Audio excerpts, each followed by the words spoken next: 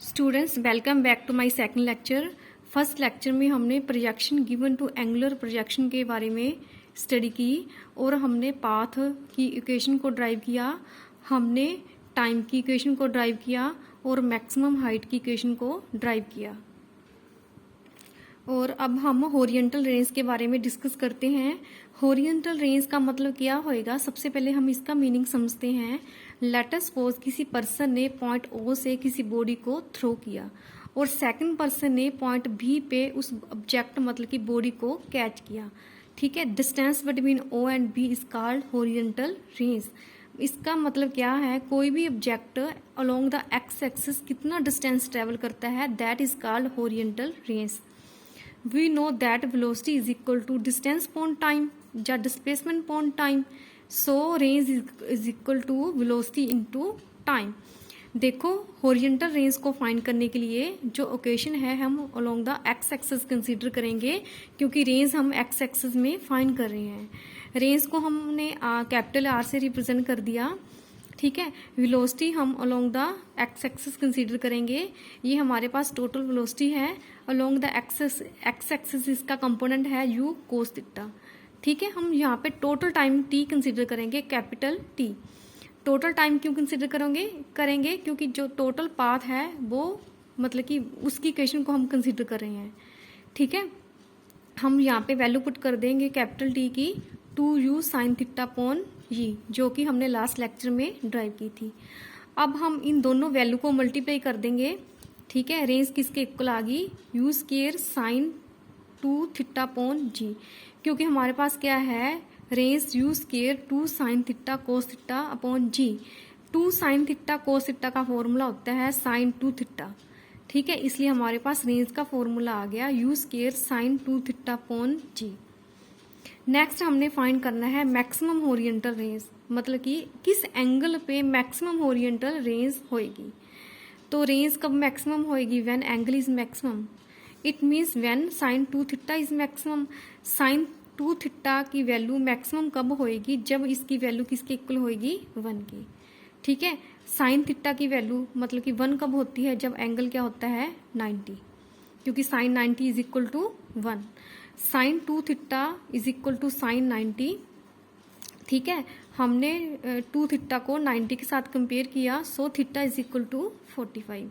इसलिए हम कह सकते हैं अगर किसी पर्सन ने किसी बॉल को, किसी भी ऑब्जेक्ट को अगर वो 45 एंगल से थ्रो करता है दूसरे पर्सन की तरफ, तब उसकी रेंज मैक्सिमम होएगी, मतलब कि बॉडी मैक्सिमम डिस्टेंस ट्रेवल करेगी। ठीक है, so maximum range is equal to u square upon g, क्योंकि साइन 2 थीटा की वैल्यू आ गई हमारे पास 1। ठीक है, नेक्स्ट हम ड्राइव करते हैं velocity of the projectile at any instant, मतलब कि किसी भी बॉडी की वेलोसिटी किसी गिवन इंस्टेंट किसी पर्टिकुलर टाइम पे कितनी होगी। हमें पता है एंगुलर प्रोजेक्शन के केस में बॉडी का पाथ इस टाइप में होता है। बॉडी की मोशन 2D में होती है along the x axis and the along the y axis. Let us suppose किसी गिवन इंस्टेंट पे बॉडी पॉइंट पी पे है। ठीक है, तो हम एक्स एक्सिस में वेलोसिटी राइट करेंगे और वाई एक्सिस में फाइनल वेलोसिटी राइट करेंगे, देन दोनों को कंबाइन करेंगे। तो वेलोसिटी की इक्वेशन राइट करेंगे सबसे पहले एक्स एक्सिस में, v x is equal to u x plus a x T.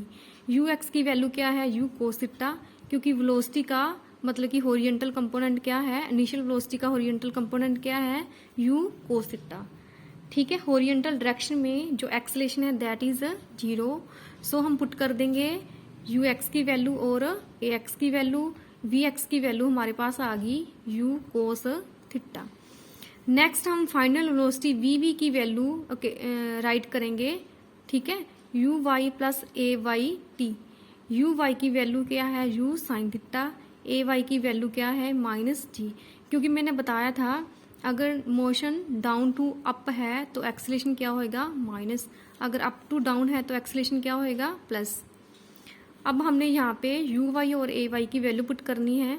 हमारे पास फाइनल वेलोसिटी आ गई वी वाई। वी का मतलब है फाइनल वेलोसिटी, यू का मतलब है इनिशियल वेलोसिटी। अगर यू और वी के साथ एक्स राइट किया है उसका मतलब है अलोंग द एक्स एक्सिस। अगर यू और वी के साथ वाई राइट किया उसका मतलब है अलोंग द वाई एक्सिस। हमने यहाँ पे यू वाई और ए वाई की वैल्यू पुट कर दी। ओके, तो हमारे पास ये वी वाई की वैल्यू आ गई। तो इसका रिजल्टेंट फाइंड करना है।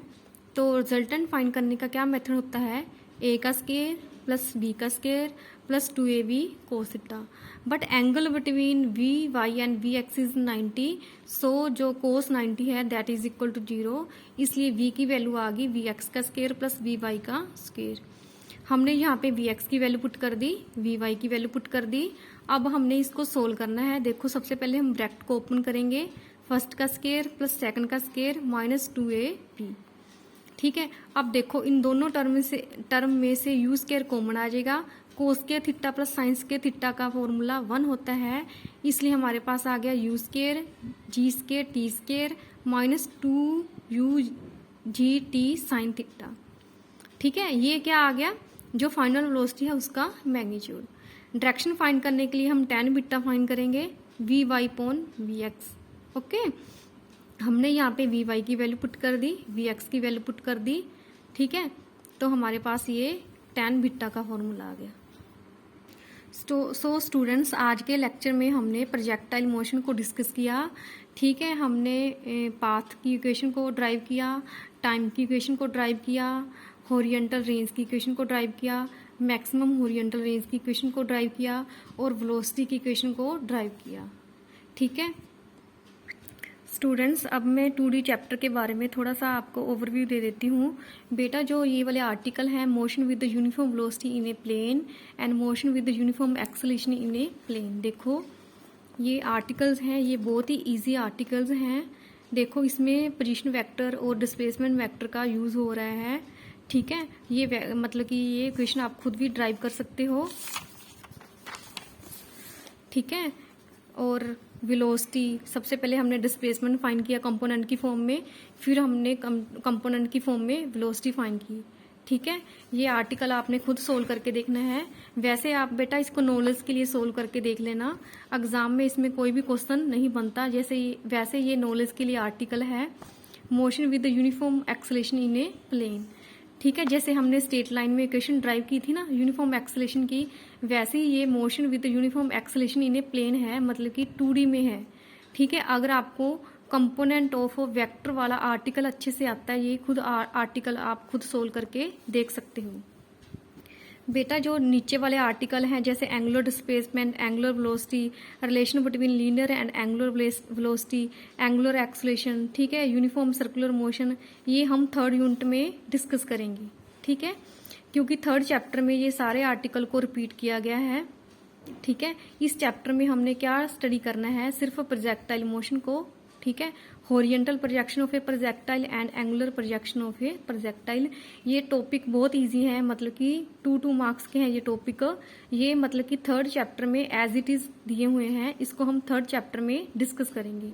ओके स्टूडेंट्स, ये हमारा चैप्टर कंप्लीट हो चुका है। आपने अच्छे से इसके नोट्स बनाने हैं। कोई भी प्रॉब्लम हो तो मेरे साथ कंसल्ट करनी है। Okay, thank you, have a nice day.